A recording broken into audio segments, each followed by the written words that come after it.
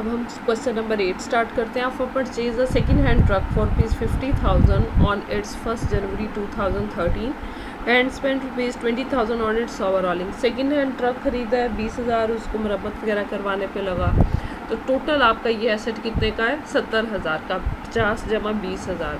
कहते 10% डेप्रिसिएशन लेनी है रिड्यूसिंग बैलेंस मेथड से। 30 जून 2016 को 13 में ख़रीदा था, चौथे साल के एंड पे मीन 13, 14, 15, 16, 2016 में 30 जून में मीन 6 महीने अभी एसेट आपके पास चला था, तो जून के एंड पे वो ट्रक का आपने 30,000 का सेल कर दिया। अब हमने ट्रक का अकाउंट बनाना है 2013 से 16 तक, और फिर हमने ये देखना है जो ट्रक हमने 30,000 का सेल किया उस टाइम पर हमारे ट्रक की क्या वैल्यू थी, आया इस एसेट पे हमें लॉस हुआ या गेन हुआ। एसेट था आपका 70,000 का। 70,000 का जब आप 10% लेंगे तो आपके पास आ गया 7,000। आप 70,000 में से 7,000 लेस करेंगे तो 63,000 आपके एसेट की रिमेनिंग वैल्यू है at the end of first year. ये टोटल आपका दोनों साइड पे आ गया। 63,000 आपका जो रिमेनिंग बैलेंस है वो सेकेंड ईयर का क्या होगा? Starting balance. 63,000 के ऊपर अब हम 10% डेप्रिसिएशन लेंगे। 63,000 के ऊपर क्यों लेंगे आप? क्योंकि ये डिमिनिशिंग बैलेंस मेथड है। हम 63,000 में से जब 6300 माइनस करेंगे तो जो रिमेनिंग हमारा बैलेंस होगा वो होगा 56,700। इस 63,000 में से जब हम ये 6300 लेस करेंगे ये हमारा रिमेनिंग बैलेंस होगा, और इस साइड पे दोनों का टोटल 63,000 आ गया। सेकेंड ईयर का जो क्लोजिंग बैलेंस है वो थर्ड ईयर का क्या होगा? Starting balance.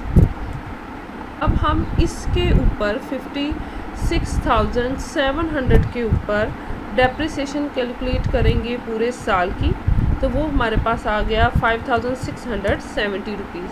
अब हम 5,600 में से 5,670 रुपीज़ लेस करते हैं, तो जो रिमेनिंग हमारे पास बचा वो है 51,030 रुपीज़। ठीक है, फोर्थ ईयर के एंड पे जो हमारे पास रिमेनिंग बैलेंस है वो ये है। अब आपका ये बैलेंस बीडी 2016 के स्टार्ट पे है। यही टोटल आपका दोनों साइड्स पे आ गया। अब आप क्या करेंगे? आपने ये वाला जो है वो 30 जून को ट्रक सेल कर दिया है। ठीक है, अब आपने ये देखना है कि वो ट्रक आखिर आपके पास 6 मंथ तो चला है ना, आप 6 मंथ की उसके ऊपर डेप्रिसिएशन जो है वो कैलकुलेट करेंगे। 6 मंथ की डेप्रिसिएशन कैलकुलेट करते हैं तो वो आती है 2,551.5 है, तो आप 0.5 की बजाय यहाँ पर इसको 552 कर लें, मीन राउंड फिगर कर लें। आपने वो ट्रक कितने का सेल किया? 30,000 का। अब आप देखें at the end of year आपका वो ट्रक जो था वो 51,030 का था, इसके ऊपर ये आपकी डेप्रिसिएशन है, तो आपने वो सेल कितने का किया? 30,000 का। अब हमने ये देखना है वो ट्रक सेल करने के ऊपर हमें लॉस है या बेनिफिट है। ये हम किस तरीके से चेक करेंगे? ये मैंने वर्किंग नोट्स बनाए हैं।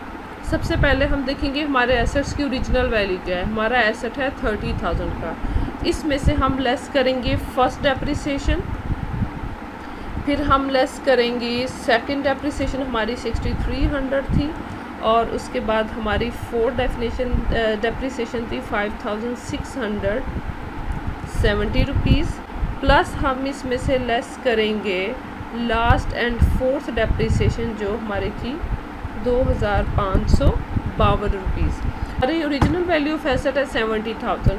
जब हम चारों सालों की डेप्रिसिएशन आपस में ऐड करते हैं, मीन टोटल डेप्रिसिएट 4 सालों में हमारा एसेट हुआ 21,522 रुपये का। जब हम 70,000 में से 21,522 लेस करते हैं तो हमारे एसेट की वैल्यू है 48,470 rupees. Mean at the end of year हमारा जो एसेट था फोर्थ ईयर के एंड में वो 48,478 का था, लेकिन हमने कितने का सेल कर दिया? 30,000 का। तो ये जितने का हमने सेल किया है, मीन था 48 का, सेल कितने का हमने किया? 30,000 का। तो 48,000 में से आप 30,000 माइनस कर दें, रिमेनिंग जो है वो हमारा 18,478 आएगा। ये हमारा क्या है? ये हमारा लॉस है एसेट को at the end of fourth year cell करने के ऊपर। अब हम यहाँ पे लिखेंगे ये हमारी सेल वैल्यू है। अब अब हम एट द एंड लिखेंगे loss on sale of assets. हमें कितने का लॉस है? 18,478 का। इसमें हमारा बैलेंस सीडी नहीं बच रहा, मीन यही टोटल इन तीनों को ऐड करके भी यही आ रहा है। तो इसमें हमारा बैलेंस सीडी रिमेनिंग नहीं है क्योंकि हमने वो अपना एसेट सेल कर दिया और ये उस एसेट को सेल करने के ऊपर लॉस है। ये था हमारा क्वेश्चन नंबर 8।